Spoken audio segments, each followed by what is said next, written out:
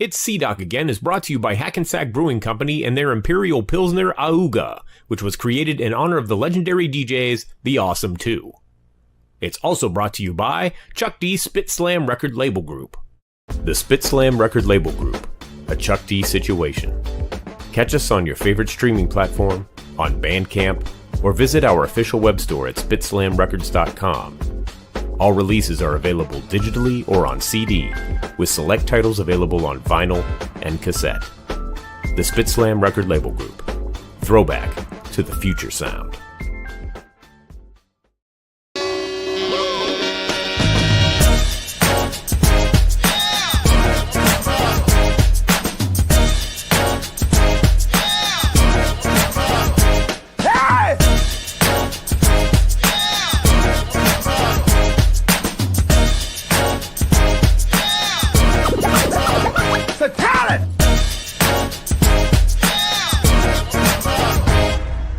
It's C-Doc again.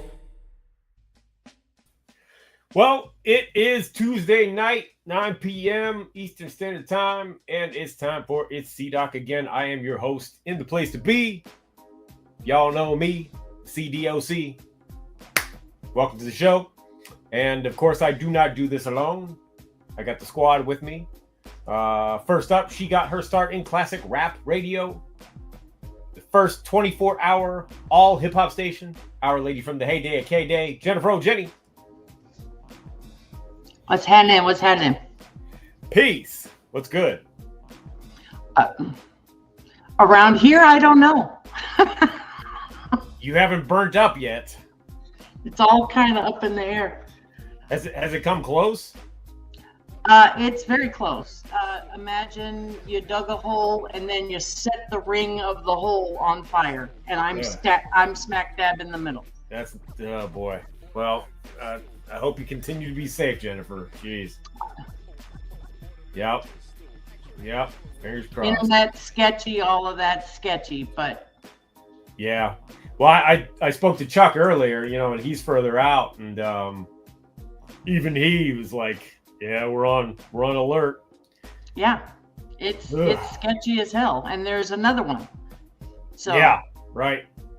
Well, stay safe, Jennifer, and everybody else out there dealing with it. We wish you all the best. So, also joining us, he's probably in a deep freeze along with me, even though he's on the other side of the state. He's got the dopest account on Instagram. If you don't follow him, you are a sucker. Ladies and gentlemen, Ultramag 7. What's up, y'all? Yeah.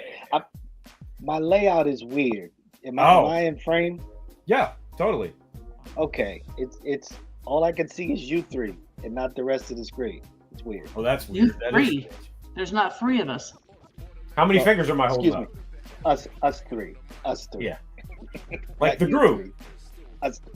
There you go. Us three. Yeah. Us three. Exactly.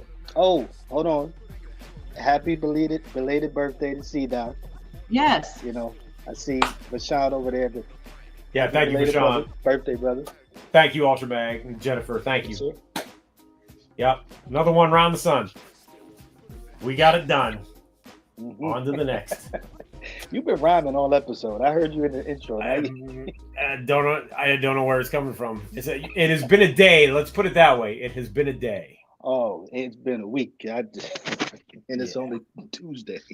Yeah, man. So, Flatline is off on another adventure.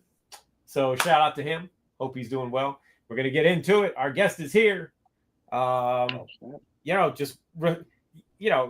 Responsible for one of the dopest break beats ever.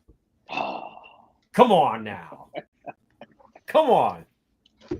This was not to mention the dope music he himself has made, but yes, a game changer, and I'm sure we'll get to talk about it. Ladies and gentlemen, please welcome to the show Chris Cosby, aka Chris Lowe.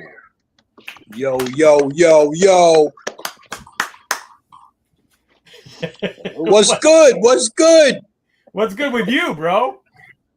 I'm working on a new album. Yeah. All right. We right in the middle of it. That's what's up. That was one of my questions. It's been a minute. Perfect. But hey, you want to hit us right off the bat with it? That's cool. We'll take that. Yeah, I'm trying to figure out. I'm doing tangibles this time, man. I'm doing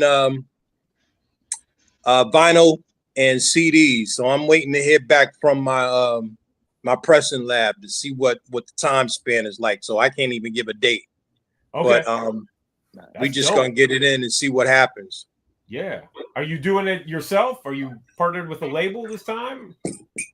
No, this is me. Okay. Just me. I got a couple things on the table as far as distribution overseas, but you know, we're gonna get it out there first so they can see the product because everybody's real sketchy right now. But yeah, it's a weird time. Yeah, once they hear it and see who's on it, the situation to change. Okay. That's what's up. Is it gonna be, can I ask, is it gonna be Black Life 3 by chance, or are you going a different direction? No, actually, I'm calling this one the Golden Era Great because I'm bringing back all the Golden Era greats that, you know, from my time. Yes. You know, so there's a bunch of Golden Era heroes up there, so I just named it the Golden Era Great LP. Wow, this is gonna be that's great. a dope title. Yeah. I dedicated it to the 80s and the late 80s because I know a lot of people are reflecting back on the 90s, and I feel like I set it up for the 90s. But yeah, most definitely. But yeah, I wanted to go a little deeper than that just to let people know I've been around for a while. Yeah. I'm proud of my grades. Word up. We got them, bro. We got them. Yep. Yes, indeed. Speaking our language. So, well, let's talk about that. Let's talk about being around for a while. You know, the start. You grew up in Connecticut. Yes, New Haven, Connecticut, by way of Queens, New York, back and forth, getting the culture, bringing it to Connecticut or whatever. Basically just making my bones around the East Coast. As far as I think I really got heavily involved in like 83. I remember when I first heard I think it was QD3, Howie T. them. That's one of my favorite producers. I heard that I think it's Get Tough. Yep. When I heard that record, that's when I was like, okay, I want to make a record.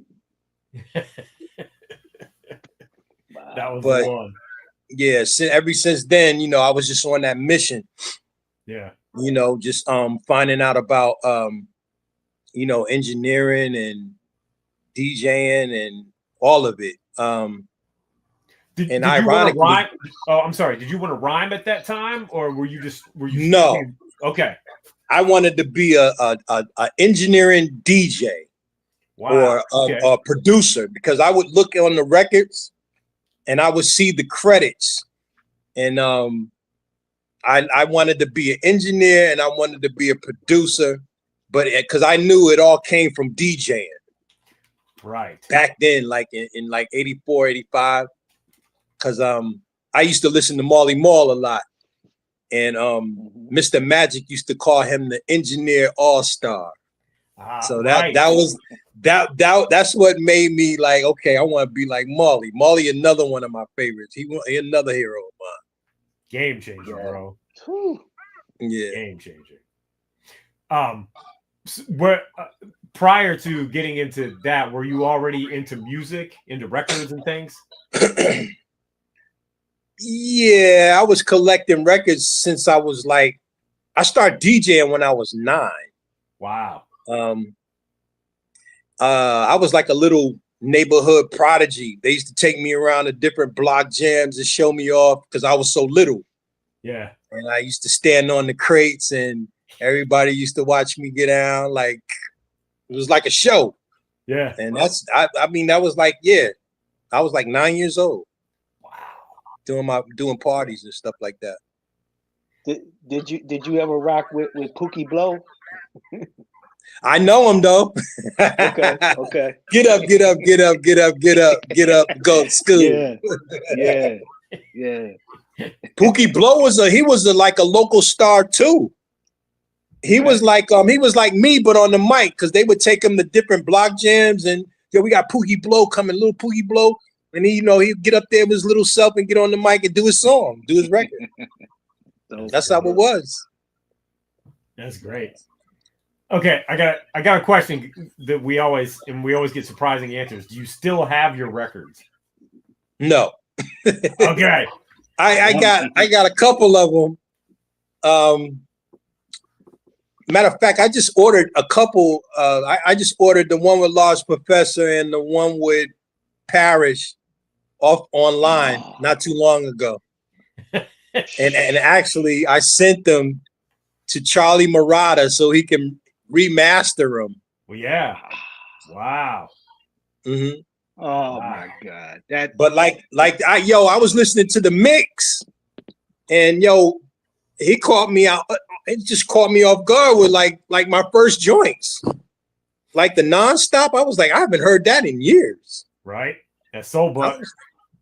I was like, oh shit. Yep. Somebody did some research. Soul Buck doesn't play, man. Soul Buck does his homework. Yo, man. I mean, I gave him an A1 rating for that. I mean, Soul Buck's no joke. Yep. He really did his research. I was like, oh shit. Shout out to DJ Soul Buck. And if you missed the mixtape, it's still up on YouTube. Go check it out. Word, because I'm going back too. Yeah. He got the joints, man. Every week we are blessed by the stuff he comes up with, the mixes. I gotta find something to do with that, man. We're gonna hold that one. There you go. Hey, and I'd be happy, or any of us would be happy to put you in touch with Soul Buck. Mm-hmm. Oh, no doubt. No doubt. I'll send him some vinyl, man. He can have the new stuff. Yep. That would be great. So you want to become a record producer. What were the next steps?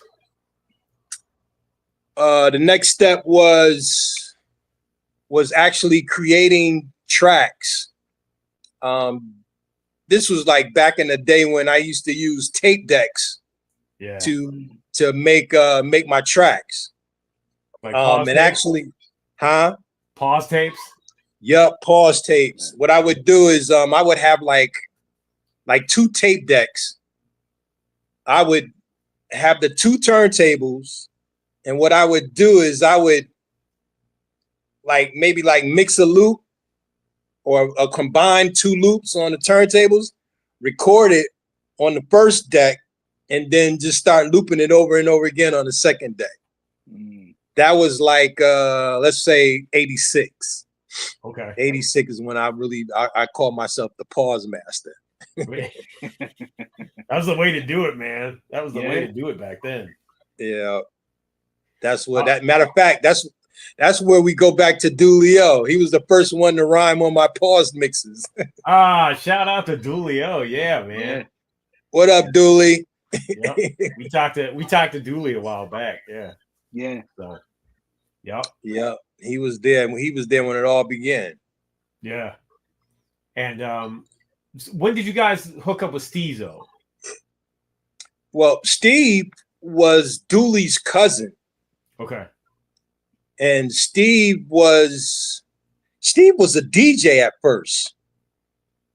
So I would go to a couple parties and see Steve DJing, but I never met him until Dooley brought him to my house one day.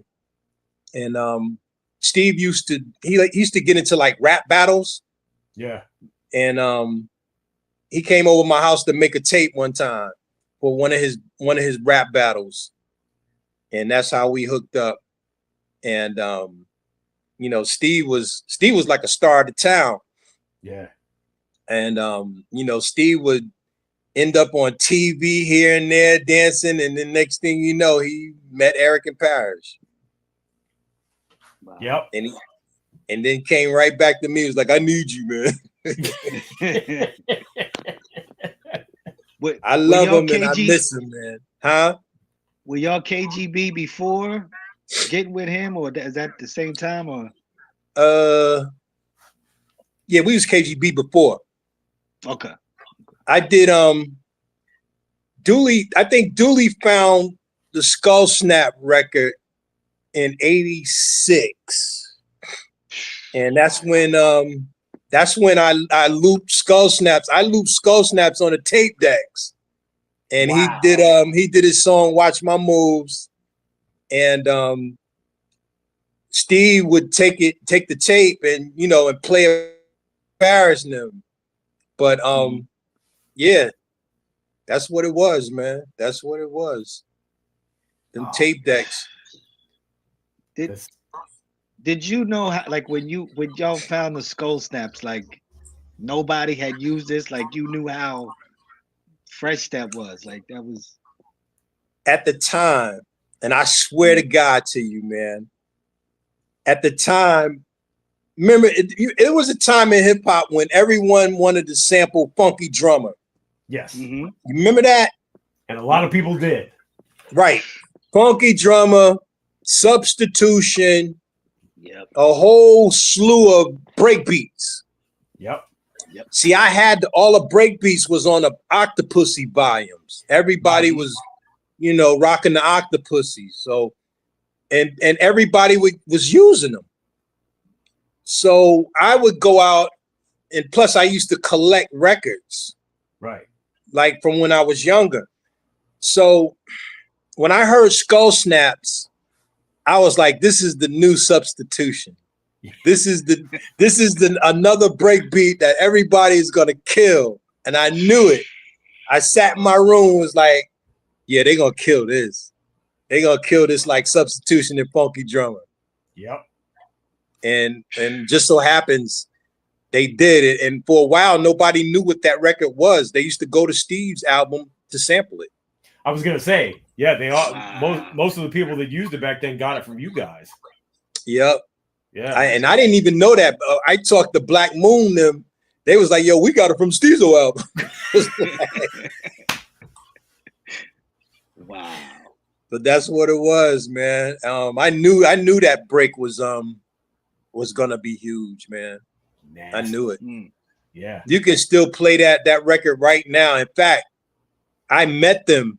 We ended up meeting Skull Snaps. Wow. Sam Cully and Herb Price.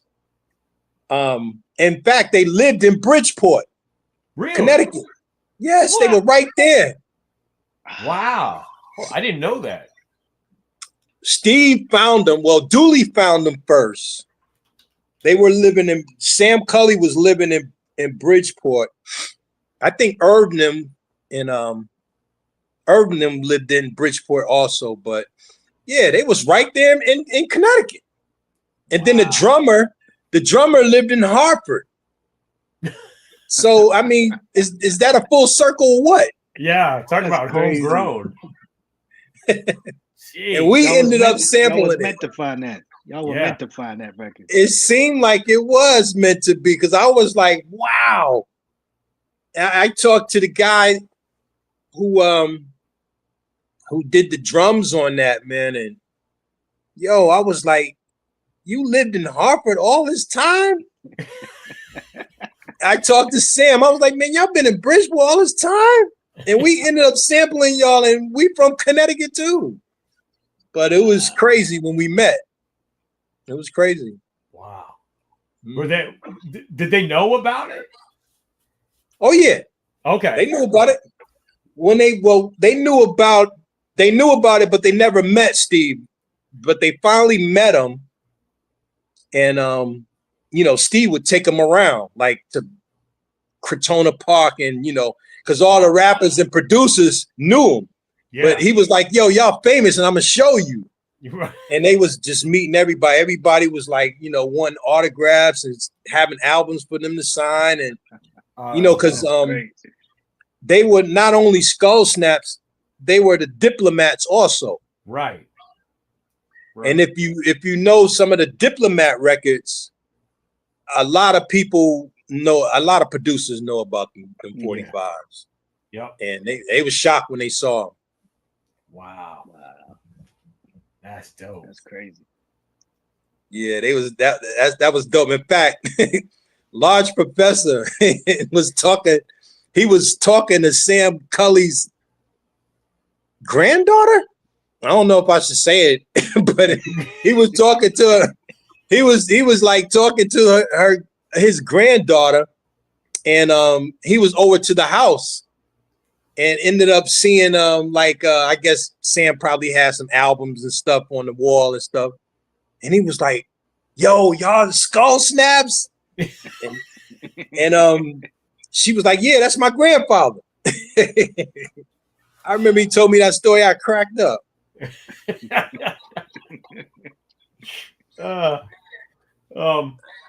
So Steve calls you and he's like, okay, I need you. And you guys go to work on the album, on his album? Yeah, it was funny how it happened because Steve called me and was like, I need you to come to the studio to do what you do at home with the tape decks. But by this time, I had me and Dooley went half on a SP1200. Okay. So we were like, looping with that. So Steve came along and was like, I need you to come to the studio. I think he was doing a demo because he was with Eric and Parrish and things fell out and he wanted to do his demo. So we went to Charlie Murata's and did his demo first before we started the album. And then once we completed the demo, that's when we started the album. Gotcha. And what was the recording like at that time? By this time, I was getting advanced because I was really learning a lot as far as being in studios and stuff like that and learning drum machines. And by this time, we met Paul C. You know who Paul C is, right? Yep, absolutely. Always love to hear Paul C stories, man. Yep. So this is about the time we met Paul C. And from there, it just elevated because Paul was so advanced with engineering that he had me, I was like one of his studio conveyors, man. I was in there all the time, just plugging this up, plugging that up. Yeah. I was in Bismarcky's session, was in Ultramagnetic's session. It was so many people that came through 1212. It was crazy. But yeah, we met Paul C.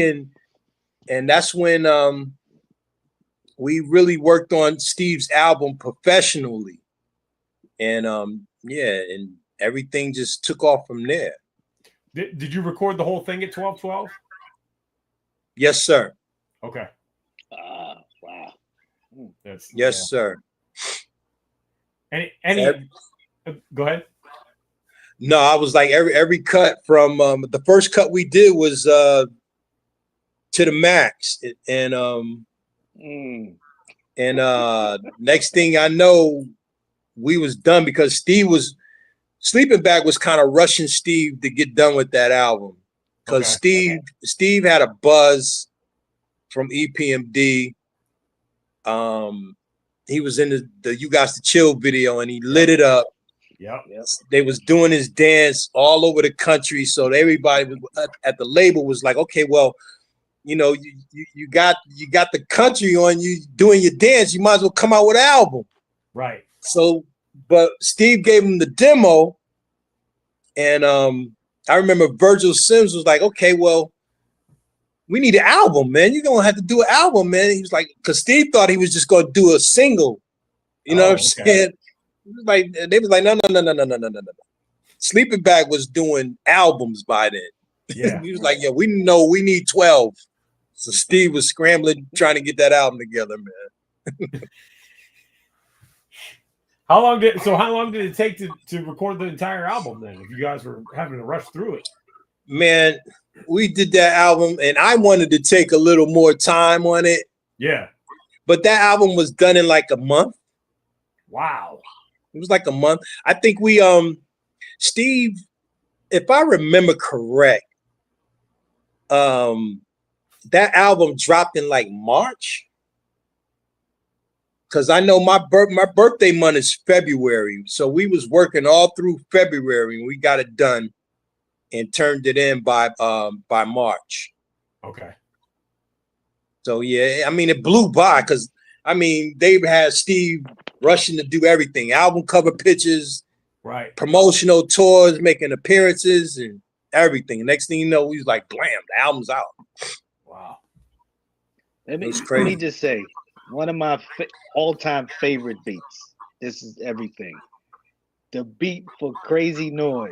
Those drums are just retarded. Yo, I love that beat. Sly Stone. That's the joint. That's the joint. Ironically, we like debuted so many break beats on that album. Yeah, absolutely. And people were, I mean, because I would go to California, and it was a good thing that we had picture covers, because I would go to California and people would know who I was off the bat, like around the record industry. Yeah, right. And but it was so many people that used to go to Steve's album to sample what we would leave open. Yeah. Right. Like Rock Dirge, the Crazy Noise song. Yeah. I know a few people sample that. Yeah. That was the first bass heavy record that was out. Like we had 808 and somehow we ended up turning the 808 up. So you hear that boom boom. But yeah, Crazy Noise was, man, we had a lot of joints on there that I remember. I was talking to Dr. Dre one time, and for Deep Cover, he sampled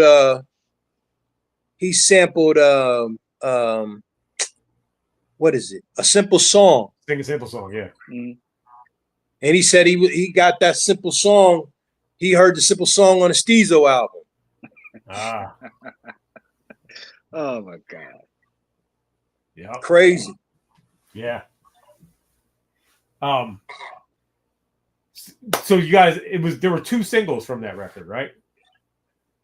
Yes. No, wait a minute. Yeah. That's right. It's my turn and To the Max, right? I think. Yeah. Yep. 2 singles. And then they was going to do 3.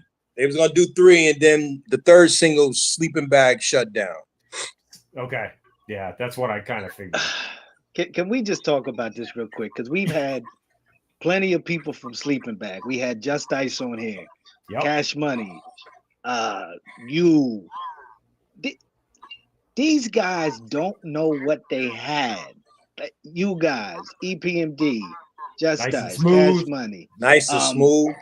Craig Mack, Nice and Smooth. Like they could have been doing major. Like it's just crazy to me when I think about it. It's crazy. Well, me and Cash had talked about doing like a Sleeping Bag Fresh Record reunion show. Oh man! And I'm still for it, but you know, Cash is like, he don't want to put up with the attitudes and stuff like that. But I still think it'd come off. You know, I even wanted to do. I remember I talked to Will Sokoloff one year, and I was like, "Yo, let's do a documentary." Hell yeah! Yeah.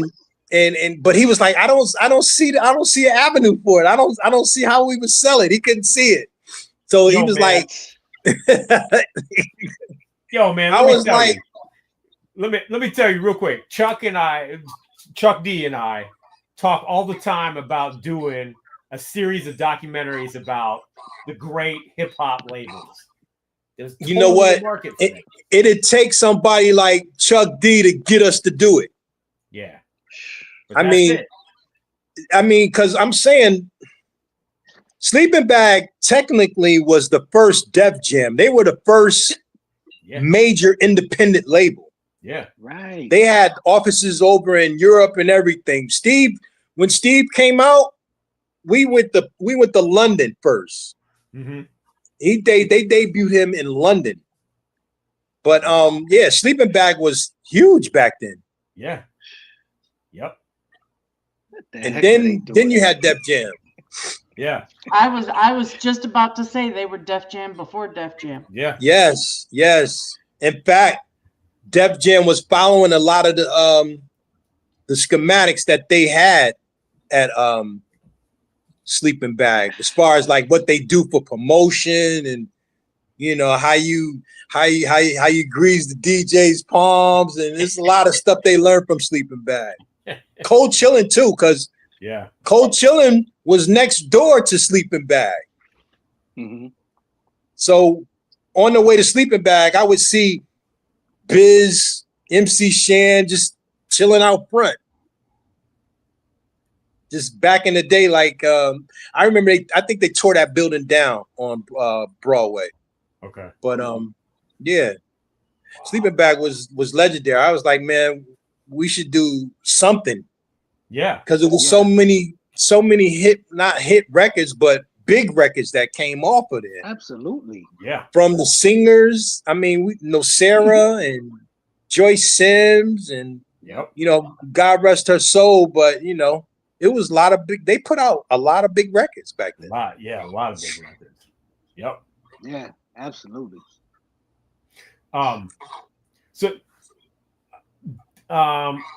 didn't correct me if I'm wrong, but didn't Dooley do an album around that same time?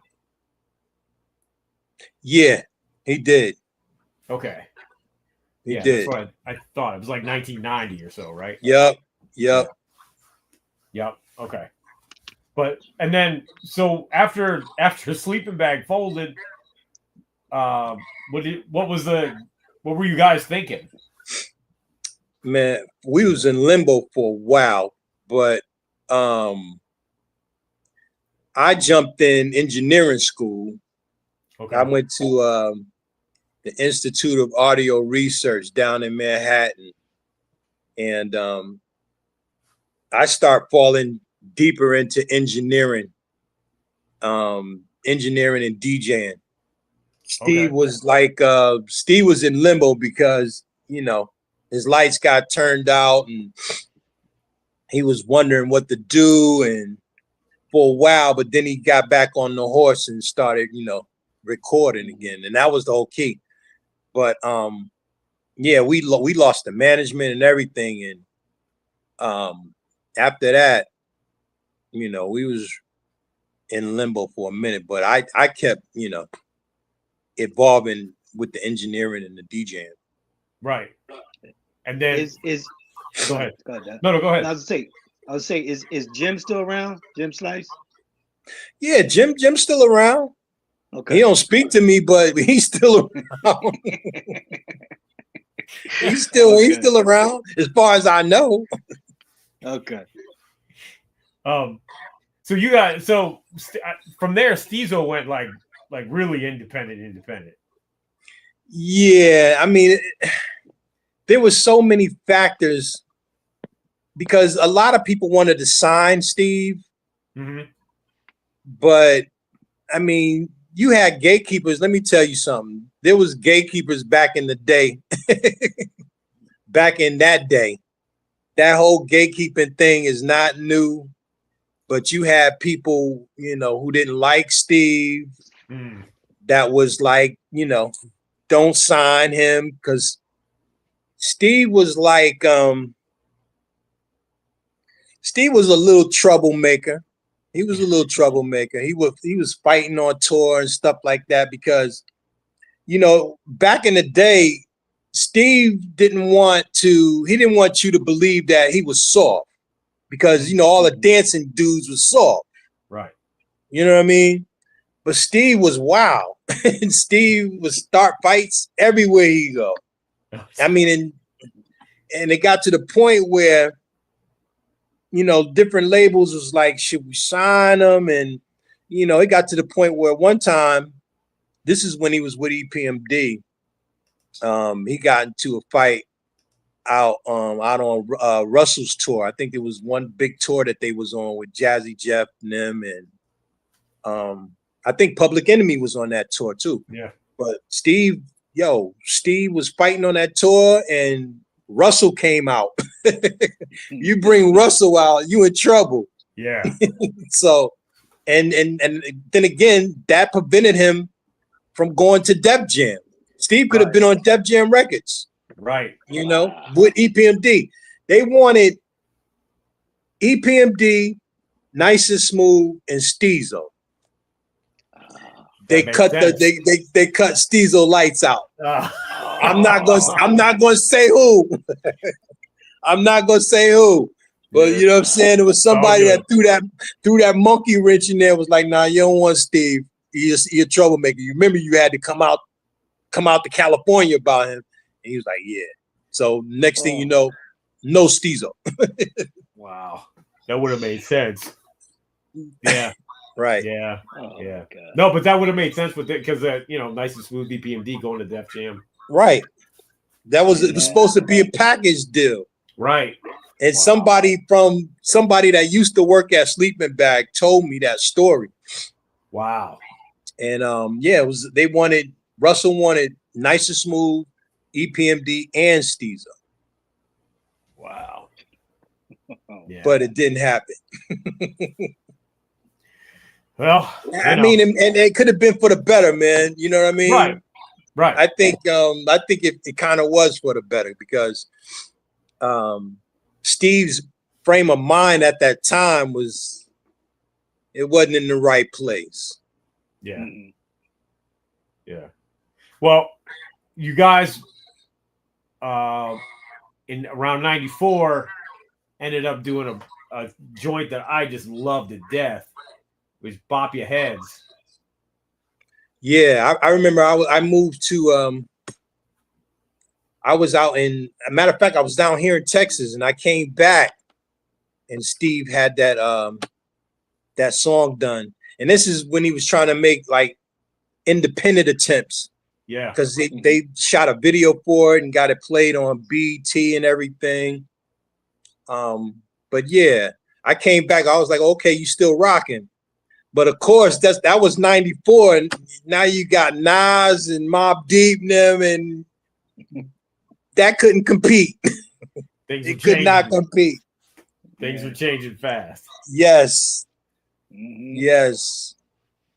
Yeah, but he kept doing singles though over the years from that. Yeah, because he had a name, and everybody knew him underground. It's like me right now. Yeah, a lot of people know me from back in the day and the string of my singles that I would put out here and there. And Steve was the same way. They would buy a few singles of his when he would put them out independent, and but it was nothing like that would attract the majors. Right. But it kept him afloat though. When you independent, 1,000 copies is a lot. Yeah. You know what I mean? Exactly. Especially when you're doing it by yourself. So, yep. I mean, he was doing what he could do, and when you kind of get blackballed, it's kind of hard to convince people that you changed.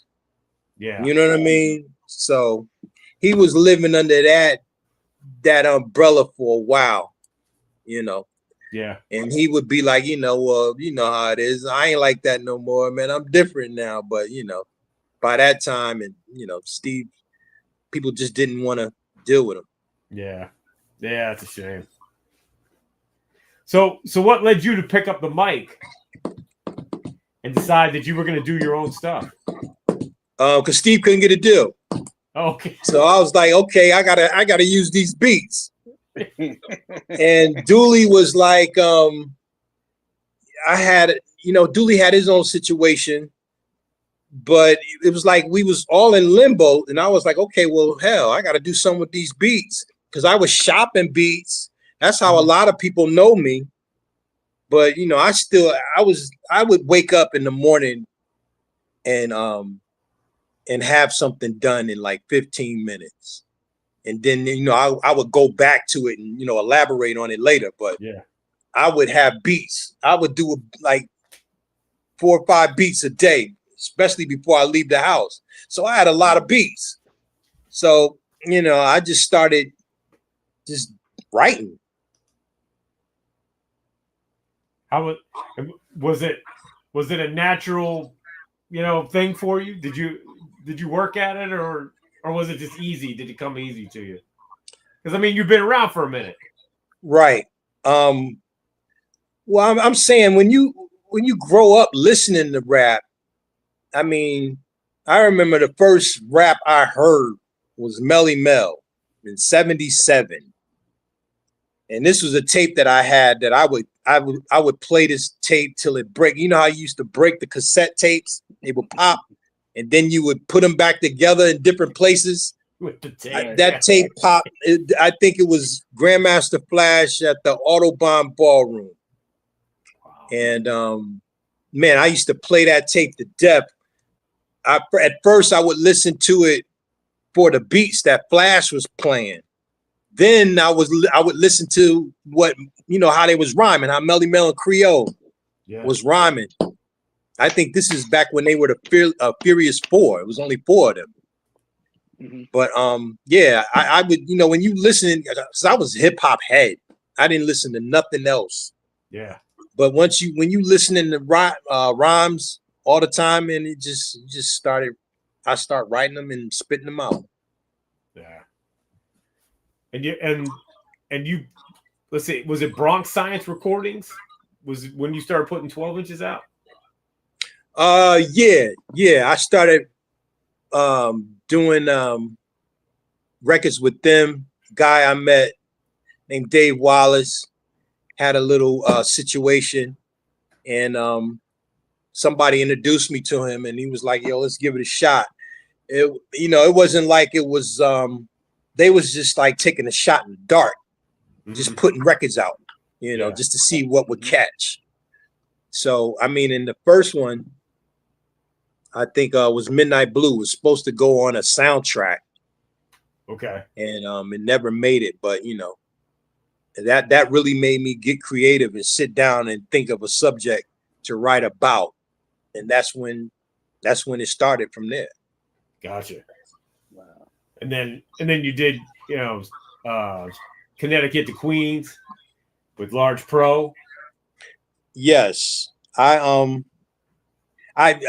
left because remember when I came back, I told you I came back and Steve was doing Bop Your Heads. Yeah. Mm-hmm. Yeah, and Large, I knew Large when he was 16 years old. He was coming to the studio while we was recording in 1212. But I came back home, and of course he had discovered Nas.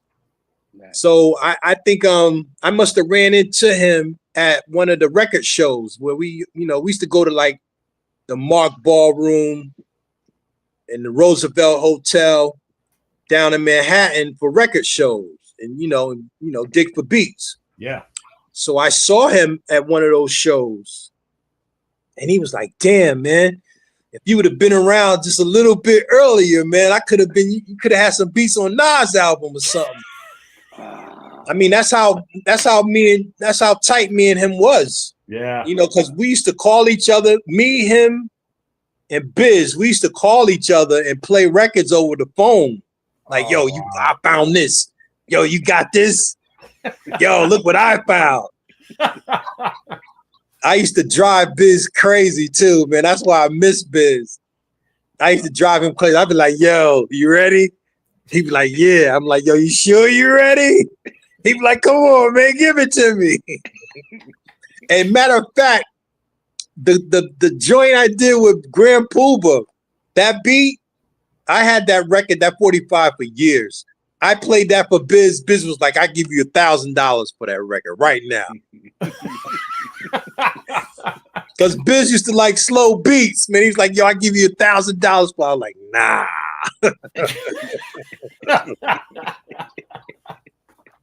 Oh man. Oh. But yeah, Large, man. I used to when I came back, I ran into him and he was like, we got to do a joint. So we just kept, keeping in touch with each other. And yeah, I went down there he was living in Queens out there on Merrick Boulevard, and he had a studio in the basement. We just got busy. Oh, that's dope. Connecticut to Queens. A lot of people come up to me about that record still. Yeah. Yep. It's such a dope record. I remember we was recording it, and Harry Allen, you know who Harry Allen is, right? Of course, media assassin. Right. Harry Allen came. He came over Large Professor's house, right? Okay. And he was just chilling, and I was like, "Yeah, play it for him, man. Give him a taste." Soon as Large pressed that play button, his face just got real ugly. Like, damn. I never forget his face, man. I was like, "Yeah, we gonna tear him up." But I love that record to this day. I swear, that record and the record I did with Parrish is just those are my favorite records of all time. Yeah, man. Records are ridiculous. Don't get me started on that one, because I've told the guys in JVC that is my favorite beat. Let me tell you a story about that. Yeah. Let me tell you a story, right? When I did that, first of all, the way it happened was it was like a Christmas gift. I was in the studio at Charlie Marauders in Long Island, right? Mm-hmm. And this was Christmas, December, and I was gonna put out Buds told me they wanted to put a 12-inch out for the new year, the first quarter. Okay. So because they didn't have no money to give me, I was debating on what I was gonna give them. So I'm sitting up in here bullshitting, giving them like, bullshit tracks, this, that, and the third. So I'm playing something, and Parrish walks in the studio. So Charlie was hyped on that beat from the start. Charlie jumped up and was like, "Parrish, you gotta hear this shit." Parrish was like, "Hook up the mic. Get me on the mic. Hook up the headphones." And he just jumped on it. And I was like, "Oh shit." So I was like, "Damn, should I give this shit to Buds?" I was like, "Damn, I wanted to keep it for later purposes to get more money off of it." Right. But I was just like, "Okay, what y'all think about it?" And they was like, "We putting it out." But I wanted them to do a video for it. And they were so cheap, man. They didn't want to put a video out, man. And I was like, damn. Yo, you know what? You guys should do a video for it now. Yo, I talked to Parrish about that, and he was like, Parrish, I don't know, man. It was like one time, because you remember I told you I sent the record to Charlie to remaster it, right? Yeah. So Charlie posted himself on Facebook remastering it. Oh, wow. And he got flooded with hits. Flooded. Everybody was hitting him like, yo, what's that? And this, that, and the third. And so Charlie calls me with Parrish on the phone. So he was like, "Yeah, I posted it and that got mad hits." So I'm like, "Yo, so what's up? What we gonna do? Let's do something." And Parrish is just like bouncing the ball around the subject and shit. I was like, "Yo, let's do a video."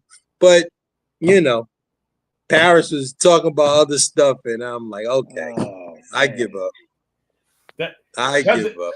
That's one of those songs where, even though it's it's a clear call back to JVC Force, it is so right in its own right that whatever. Okay, this is the story about JVC Force, right? Okay, because I know Kurt Kazal, right? So I'm at Bud's, and Kurt Kazal calls up there because he found out that they put the record out. Right. I just happened to be up there when he called. So somebody's like, "Yo, Kurt Kazal from JVC Force is on the phone." So I was like, "Yo, what's up, dogs?" So he was like, "Yo," he was like, "You found that record, man?" I was like, "Yeah." I was like, you still got your record, right?" He was like, "Nah, man, as soon as we recorded it, I lost it." I was like, "You mean you lost that record?" I was like, I was like, "Yeah, it's free to pain." Yeah.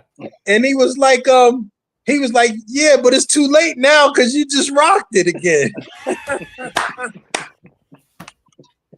But Kirk Cazal, that's my man. That's my man. Shout out to Kirk Cazal. Yeah, shout to all of them. Because actually they came back during the Hip Hop 50 and was doing shows. Yeah.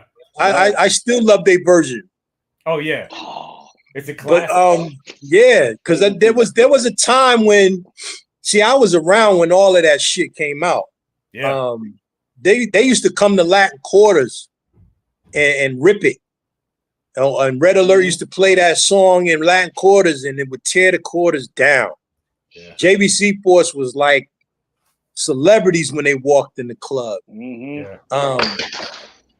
But there was a time in hip hop when everybody was remaking classics.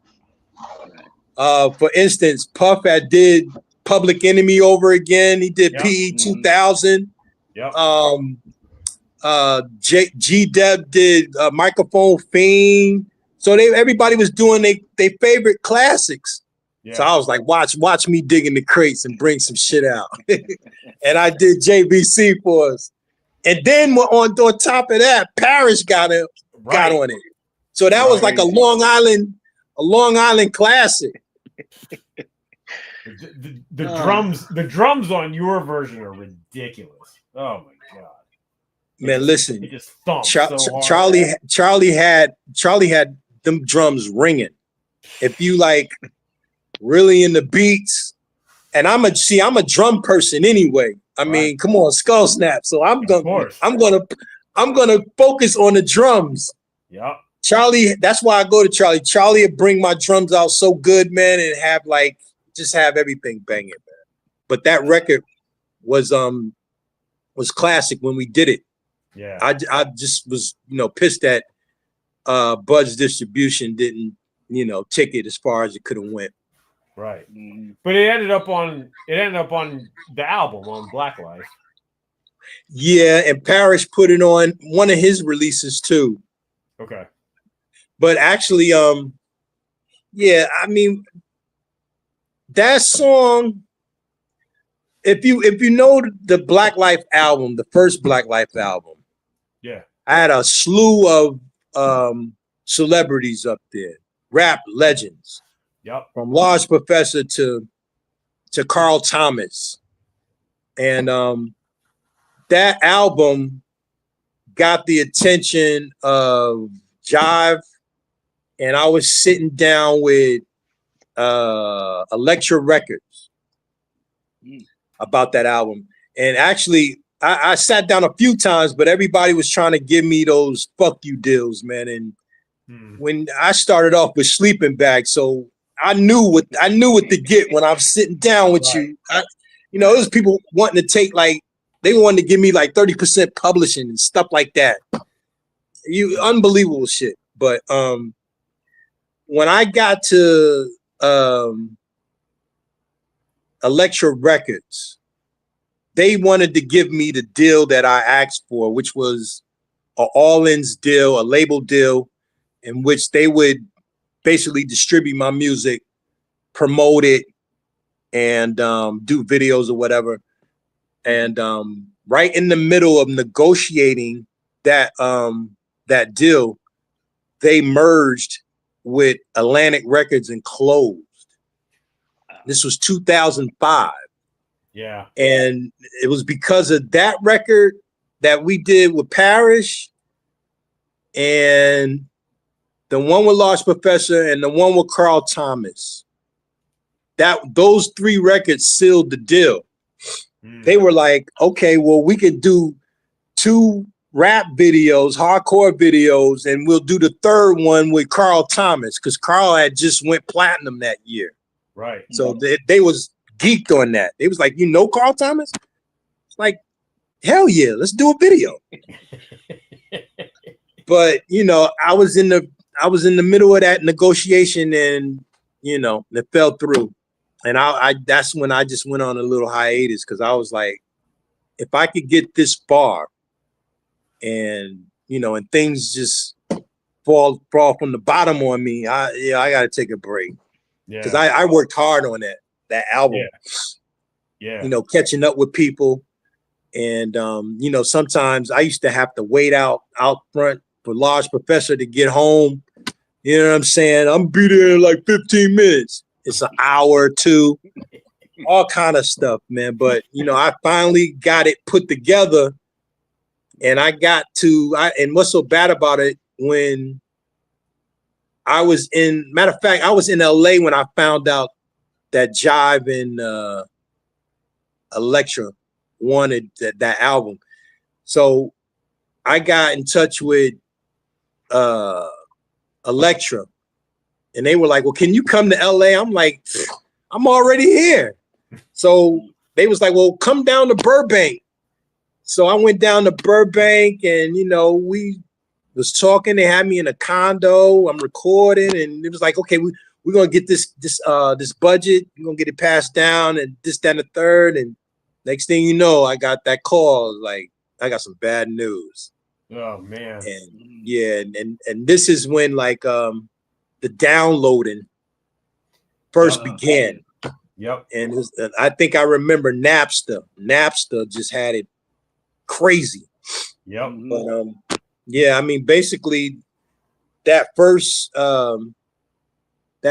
Black Life album, man, was supposed to come out majorly, because a lot of people hear my stuff and be like, where did you come from? Like, how you get records with all these dudes and you ain't been out? And I was like, I don't know. Right. I'm like, I'm a first, number one, I'm a behind the scenes producer. So that's how I know these artists. Yeah. And then a lot of people know me from the Stezo album. Yeah. Yep. How did you hook up with Chuck Chill Out? With because he kind of like, was he like the executive producer on it? I met Chuck. I met Chuck 30 years ago, man. Back when we were on tour. Okay. When he had Chip, we were on a trip. We was on a show with a whole bunch of artists. I mean, it was Stezo, Special Ed, Chuck Chill Out, Cool Chip, Ice-T. We all was on the same bus going up to Rochester, New York. And man, me and Chuck just start cutting on each other, man. And we still act silly to this day. But that, you know, that's my man, though. That is my man, 50 grand. Yeah. Yeah. Yeah, because it said like in the credits, it says like overseen by or whatever. So I mean, Chuck was there doing all of that. Okay. Word. I mean, he was there when I did the Large Professor joint. He was there when I did the joint with Parrish. He was there when I did the Carl Thomas joint. Okay. Chuck was there. He was there. This is Chuck Chill Out, and I'm live. You understand? That voice be killing me. It's DJ Chuck Chill Out.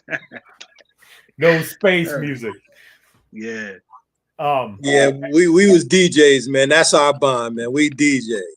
Chuck, he talk about me. You ain't been on turntables in 30 years. And speaking of DJs, we just had on the show a couple weeks ago, you had the joint with Cash Money. Oh yeah. And I could have had Jazzy Jeff up there too, man. I went to Philly one time. I asked Cash would he do it, man. We got down in his basement and just knocked it out.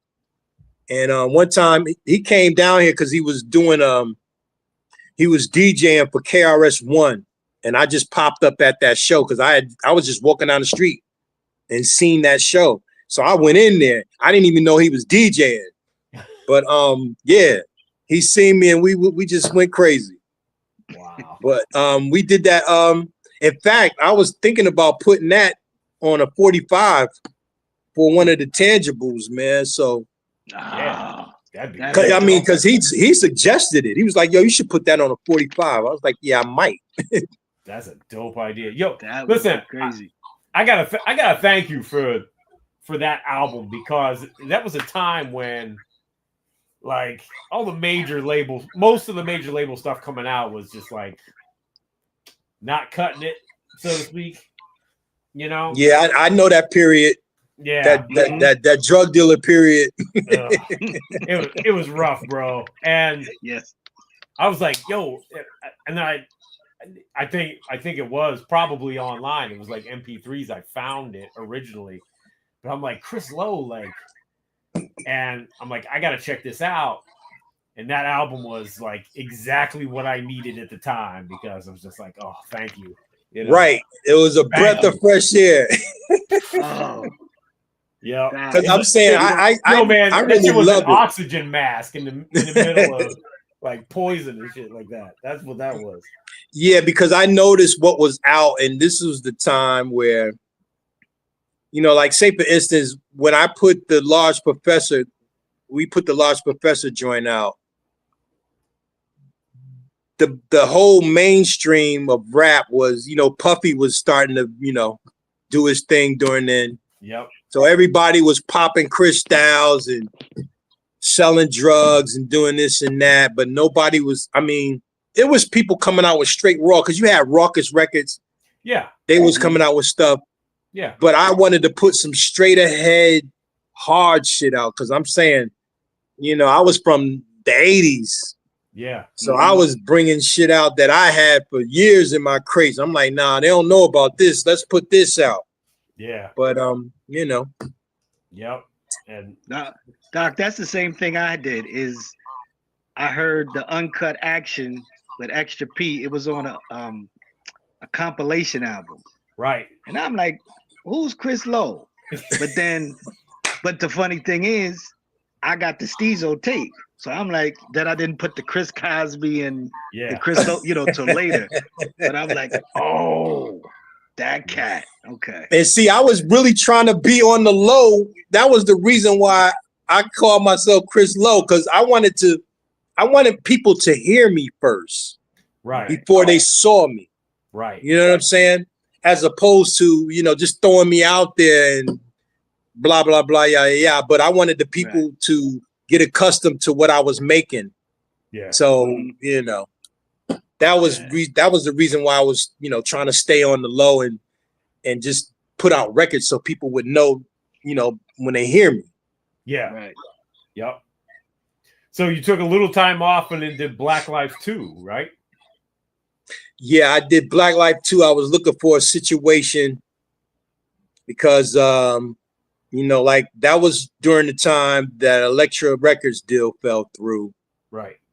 And then there was some people in my ear was like, man, don't give up, this, that, and the third. And, you know, you too good to stop. So somebody came to me with an idea, you know, with a situation, another independent situation. So I just, you know, put another joint together, and then I was hearing that I couldn't do a record without a feature. So I was like, okay, well, this album, I'm not going to have no features. I'm just going to do all the songs myself. So we put that out, and that was another ball that was dropped.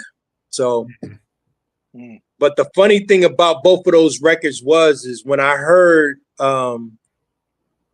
your man putting all those songs together, because a lot of them came from Black Life 2 and Black Life 1. Yeah. And I was like, man, this sounds like the best of Chris Lowe right here. Right. Right.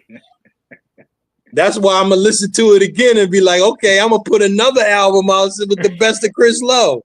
There you go. Because I'm saying that nonstop caught me out there. I was like, oh shit, what's this? I was like, I did that. Hey, make it a tangible when you drop the album. Get the Soul Buck mix. I'm telling you. Yep. Right. And that's why I want to keep the contact. Yep. Yes, sir. Yes, indeed. So yeah, so the golden era great is the next stop. Yep, that's it. I mean, and I got on my YouTube page, I got the first version of that album, but it's just a couple things I'm gonna remix for the vinyl, and then put some new joints up there with it. Word. Okay. Mm-hmm. That's great. I'm still around. What were you working on? What were you doing? Because you had another single in between that, right? Listen to This. Yeah, 45. Okay. Is that the one you was talking about? Yes. I put a 45 out. That was just a little. I had these distributors over in England that was, making some money on 45. So I did a little deal with them, put that out. And I did another one, another 12-inch. Hold on, let me see if I can find it.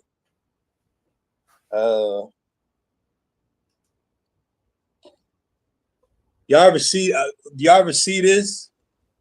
I saw it online, but This was like the 12-inch to the golden era grade. Okay. So I put that in the 45 out, and I was shuttling it through Fat Beats. Okay. I gotta track those down because I don't have those. Yeah, I'll send you a couple. Okay, cool. Just give me information. Will do. Yeah. So what is there anything else you're working on, Chris? Trying to get on Grand Pooba album. Pooba got a dope album coming out. Yeah. Yeah, I'm trying to get on Grand Pooba album. That's my mission. That's the only thing I'm trying to scratch for. Anybody else, I ain't even giving up no beats, but I want to get on Grand Pooba album. Word up. That's what's up. I got a joint with matter of fact, man, I got a joint where I sampled Chuck D called Learn the Words. I want y'all to put that bug in his ear. I know Chuck's brother Eric too. Oh yeah, E. That's the homie. Yeah, Eric's hilarious, bro. We was trying to get to him, but Chuck was dancing around and just busy, man. And Eric just got frustrated. He's like, man, I can't find him, man. So we gave it up. But yeah, man. I mean, I got a joint, and I think I might put it on the album called "Learn the Words." And I was thinking about having Chuck, trying to get him up there. I was trying to get Chuck Chill Out to get to him, all kind of people to get to him. Next time I talk to him, I'll remind him. Yeah, no doubt. I will give him. Tell him it ain't gonna be no cornball album. This is an album with everybody from our era. Yeah. Oh yeah. Yeah. No worries. Yep. The track dope too. I can't wait to hear it. I'll give him the reminder. Yeah. He needs a little nudge here and there. That's all. It's all good. So let me interview you for a minute. What's going on with the what is it called? Spit 45s? What is it? Spit Slam. That's Spit Slam. I'm sorry. No, that's okay. That's Chuck. I got the shirt on. That's Chuck's record. That's Chuck's label, and I run the label basically, among other things. Yeah, you know what? I saw the B-Boys video. Yeah. The new joint. Yeah.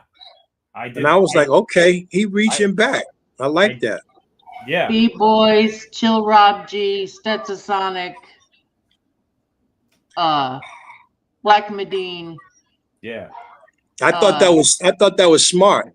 Just reach back to our era. And he directed the video. I directed. Who? I did. See that? Really? I did the B-Boys video. Yeah. Good job, man. I liked it. I watched it a few times, man. Because actually, I was a fan of the girls' 12 inches back in the day. Yeah. I know a girl named Millie. She act real silly. They did a new version of it on the album. I'll send you the album, Chris. I'll send you. Wow, they got an album coming out. we put out their first album ever. It's the first album they ever did. Because they just did singles back in the 80s. Man, Donald D is a super legend, man. Yeah. Super. Yeah. I'm talking about in the streets, in the clubs. Yeah. Super legend. I remember Donald D when I was little. Oh yeah. Wait a minute. Let me see if I can get him. Hang on. Let's see if I can get him. But yeah, no, they did their first record since they started, because they just did the singles as the B-Boys back in the day. So yep. Right. Yeah, Girls and Girls 2. Yep. Yeah. I got both of those records. Entertainment Records. They got rock Girls on the new one. They did like a rock version of it. Oh shit. Okay. I was happy to see him. Yeah. Yeah, man. I thought that I think that Chuck got a good idea going, man, reaching back to some real legends of rap. Mm-hmm. Yeah.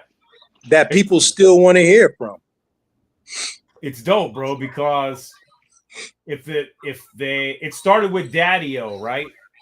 Because Chuck reached out to Daddy-O and said, what are you doing? And Daddy-O was messing around with doing some new music, and they had a conversation, and it went from there. And Daddy-O went all in, and he put together like 4 records, 4 solo albums, and then they got together to do a Stet show, and he showed the rest of the Stet guys like, look, this is what we're doing.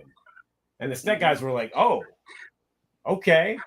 So this past year, we put out a new Stetsasonic album too. Their first album in 32 years or whatever. I was just going to say the first album in 32 years. Yeah. Super legends, man. Yeah. Super. Yep. I remember when Stetsasonic was playing in the talent shows. How they got discovered. Yeah. I was there. I was there, dogs. I've been around first, second, and third place. Right. Yep. I was there. I was I think Kid Capri got a documentary coming called Mr. Every Era. I was there for every era. I was there. It was amazing. I got New York history and Connecticut history. Yeah. But see, these guys, I was at the radio station. These guys were probably in elementary school.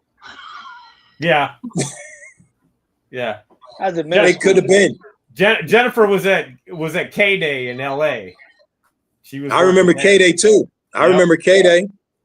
Yep. The original KDAY. Yeah, the original right. KDAY, yeah. On AM. That was an AM station too. I remember we was supposed to Stezo was supposed to go up to KDAY and blew off the appointment. Bullshitting around.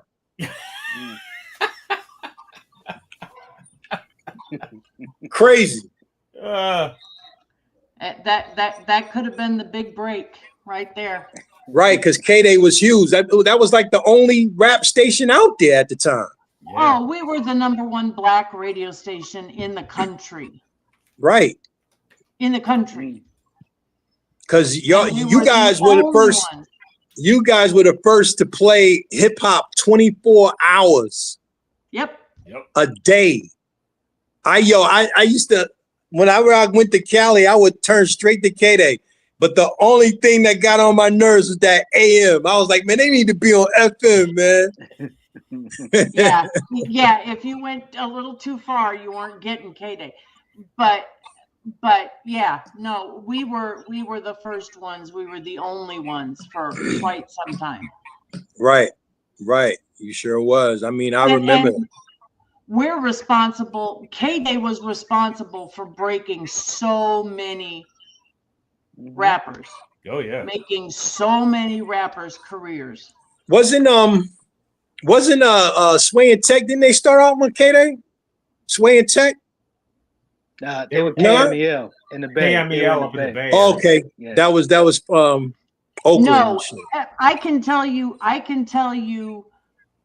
KDAY goes so far back that at one point, do you remember Wolfman Jack?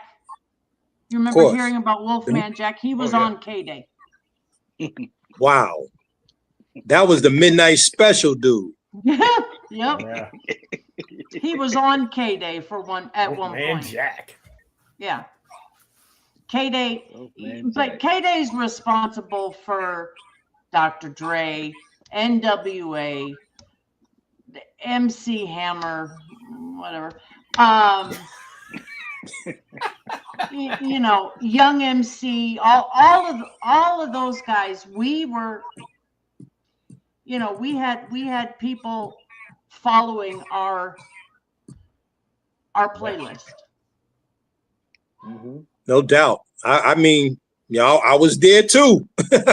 I was there. I remember KDAY. So what happened to KDAY though, if you don't mind me asking? KDAY got sold and went off the air. Turned into an all talk, I believe, Korean. Oh wow. Radio station, but it was all talk. And then somebody bought the rights to the call letters.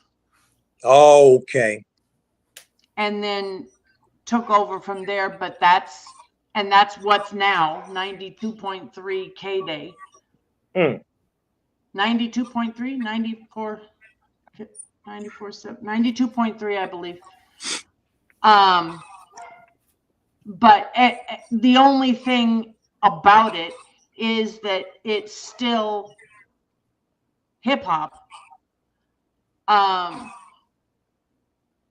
Nobody that had anything to do with the original KDAY, they just bought the rights to the call letters. Wow, I mean, it's kind of hard to imagine that nobody would copyright those call letters when they saw how big. You can't.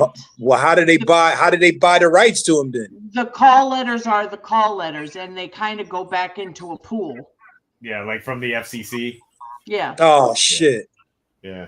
They kind of go back into a giant jar full of call letters, and somebody who was thinking at all said, "Wait a minute, we want to do all hip hop. KDAY, where's KDAY? Can we get KDAY?" Yeah. Right. It's almost like what they do with the domain names for websites. Exactly. Exactly. Yep. Very similar. Damn. And FCC was thrilled that we were no longer KDAY, I'm sure. Y'all probably gave them headaches. We did. We did. I can think of a few people in particular that gave them big headaches. Wow. Yep. Yep. Should I tell the stupid KDAY story about? Please. Oh yeah, go ahead. Of course. Mixmaster Henry G. Let it rip. Do you know who Hen G is? Evil E's brother, Evil E, Ice-T's DJ. Is that his twin? Yes, they're brothers. That's his twin, right? I think I met them in Rochester. He had his twin DJ, a twin brother with him. And he was, Hen G was one of the mix masters. That was also Joe Cooley and Rodney O. No, not Rodney O, not yet. Bobcat, who was LL's DJ, DJ Pooh, Dr. Dre, all of those guys were at one point probably a mix master.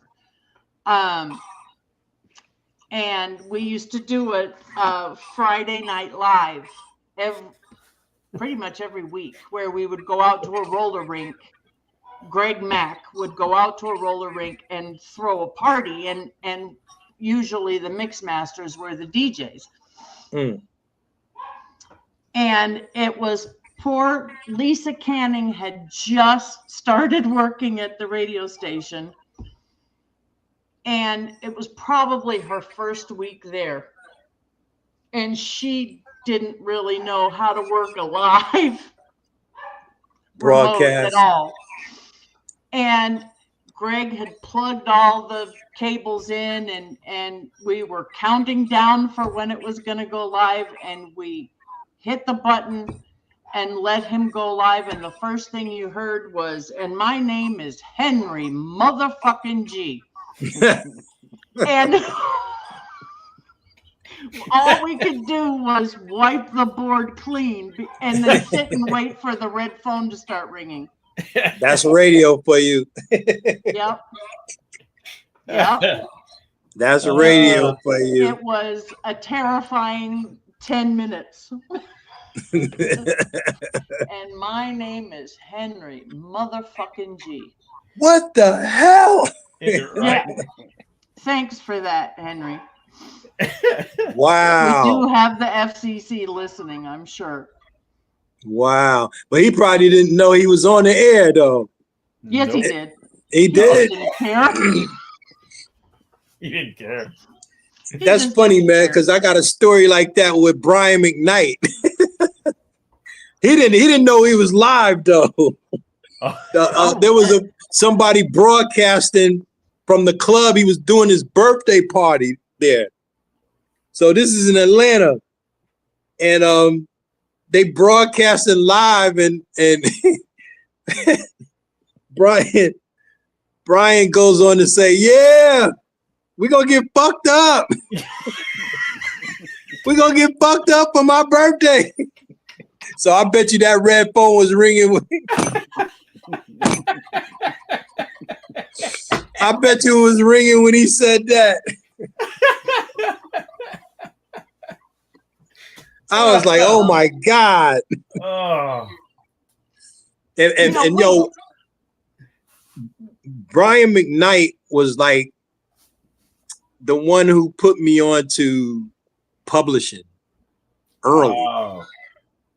Yeah. Early. And he was like, you know, when rappers start, and I bet you he probably don't even remember this. But when rappers start talking about 16s, that came from Brian telling me about 16s. Wow. See, it's a lot of trends that, you know what I'm saying, that I might not give a hell about, but you know, I was there at the start of them.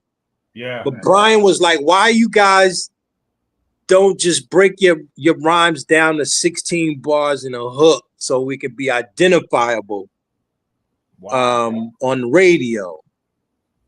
And you know, from then on, you know, rappers was doing 16s a hook, 16s a hook. Wow. But Brian put me on. I met Brian at the ASCAP building in New York, and we just started talking. And he put me on. Brian had a major publishing deal before he even came out. Wow. He was writing for all kind of stars. Right. But he was like, man, why y'all rappers don't put your songs in 16s and then a hook? I mean, and this is like, man, this is like 80, 89, 90. Well, that's that's right around the time that this shift started. You know, it started to change. Right. Because I mean, I had even gotten into publishing. Well, through publishing, I was doing tracks for commercials. Okay. I was doing jingles for a little bit. Yeah. For Frito-Lay and, you know, Doritos and all that shit. But that was during that time when he put me on to that. Wow. That's dope. That's dope. Brian, man. Brian is crazy, man. Sounds like his birthday party was fun too. Oh man, Brian he's a party animal. Ultra, you have any other questions? No, I think I'm good. Okay. This was fun. Yeah. Yeah. Right. I had fun. No, thank you, Chris. We did too, man. It was great to finally get to talk to you. And again, thank you for the music. Can't wait for the new music. And really looking forward to it, man. And man. I will hit you up. I'll send you some stuff. I'll send you some CDs. Yeah, I'll get your information, man, and I'll send you some stuff. We'll just swap. All right. Sounds like a plan. Yeah, right. And holla at Chuck. Holla at Chuck for me. I will. I will do that. Chris, tell everybody where they can follow you. Oh shit. I'm horrible at social media. Instagram at Black Life _ Records, I think it is. On YouTube. Yes, it is. I'm looking at it right now. Okay, that's Black Life _ Records, right? Okay, sometimes I get that wrong. So, or on YouTube, my YouTube channel is Black Life, I think _ Records, or Black Life Apparel. I forget. But anything that says Black Life with a pic, follow me. Yep, there you go. There it is. All right, thanks, man. Thanks for coming through tonight. Appreciate it. Thanks, everybody. Y'all be cool. You too. Thank Chris you, Lowe, everybody. Learn the words. Can't wait. All right, there it is.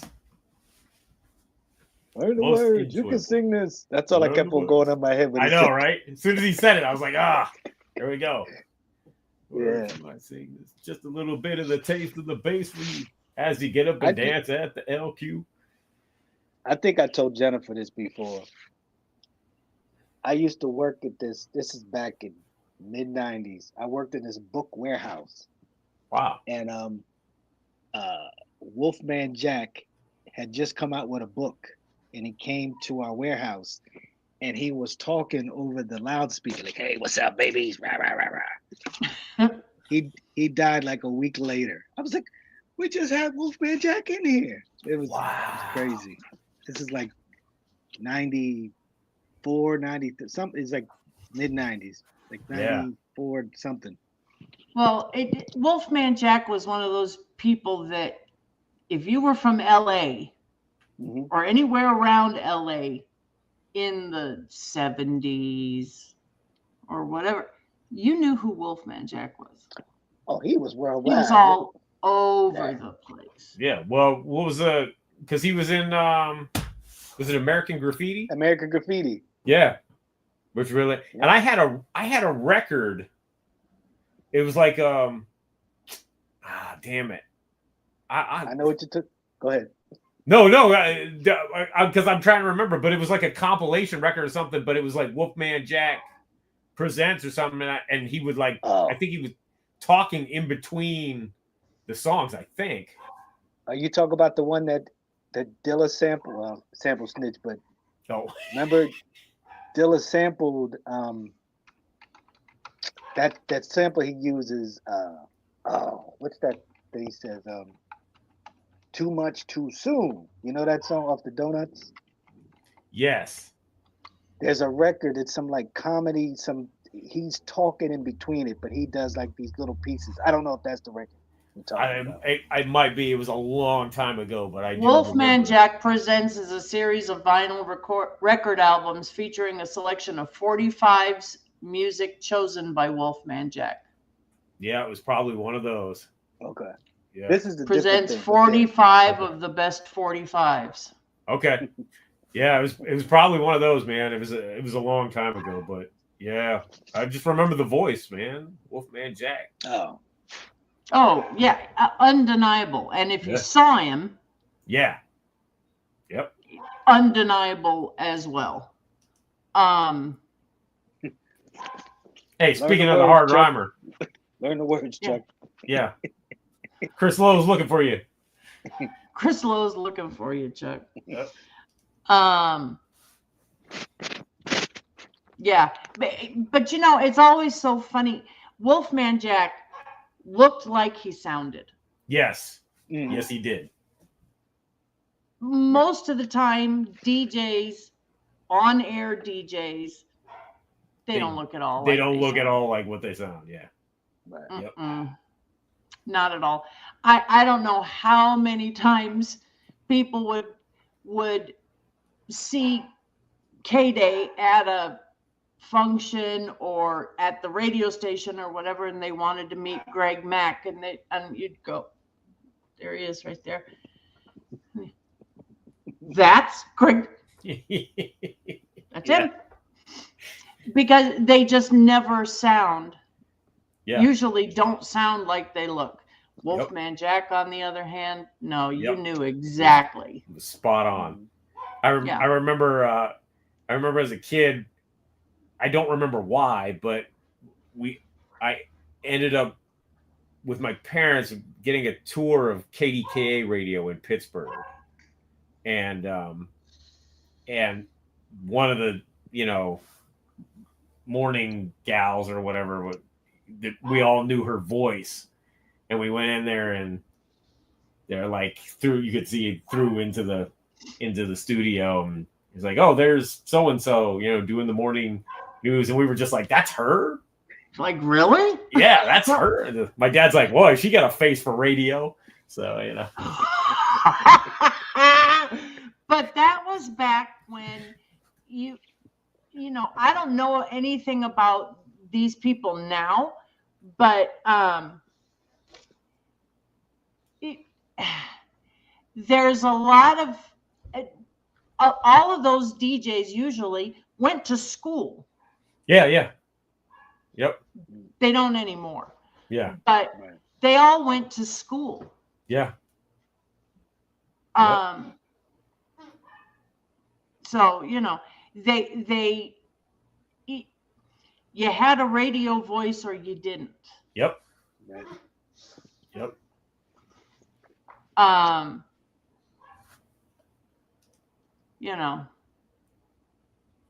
AM was powerful. Yeah. Well.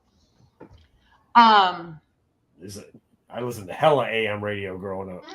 I started listening to hip hop on AM, just like WHAT with Lady B. It was on AM. I was gonna say, there really wasn't such a thing as FM. If you had your transistor radio and you went to the beach, like right. I did, I'm gonna date myself like hell. Yes, they did. Yes, but AM, that was pretty much it. Yep. Yep. AM was the main thing. I lucked out because by the time hip hop hit radio in Pittsburgh, it was WAMO and it was FM. So, but that was already, we were well into 88 to the curb to the 90s. Go. AM was short lived. Well, this was like 80, 82, 80, 81, 82. Yeah. And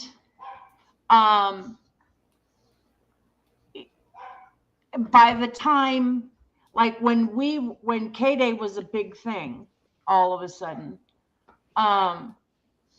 there was already KGFJ and KJLH that were both R&B. One of them was owned by Stevie Wonder. Oh. And that was FM. Yeah. I don't remember which one it was. KJLH, I think. But that was Stevie Wonder's radio station. Yeah, it was, Chuck. It was very distinct. Yep. Yeah. Mm-hmm. Very distinct. Yep. Yes, indeed. Well, we're gonna wrap it up. Had a very enjoyable interview. KJLH. Thank you, Chuck. KJLH, Stevie. Yep. You can also check out what do we got coming up? So Friday, Angie Don't Stop radio show on Mixcloud from Chuck D's Rap Station, Chuck D, Flatline, myself, and a host of others. 2 hours of hip hop power, bringing it to you. We got tomorrow night right here on Channel 0 if you're up late on the East Coast, a little more manageable on the West Coast. Did it to me again. Yeah. Yeah, you saw what they were doing, right? They're gonna do it to me again, man. So Mocha Only and Dave Sy will be back with another episode of Body Hat Weekly tomorrow night, 11 p.m. Eastern Standard Time, a little more manageable on the West Coast. And Sunday, of course, JOJ and Ultra Mag, along with DJ Soulbuck, with another episode of the mixtape that'll be prepping you for our next week's guest. And who we got coming up, Jennifer? Ultra Mag. You ought to know. I have no idea who to get. Starts with you. It starts with a U. Oh, we'll be talking to a couple of members of the UBC next There week. you go. Yep. UBC. C-Doc got them. I don't know. Yeah. Hopefully. Fingers There crossed. you I got to go. check back in. But yes, that's who we have scheduled. So I got to reach out.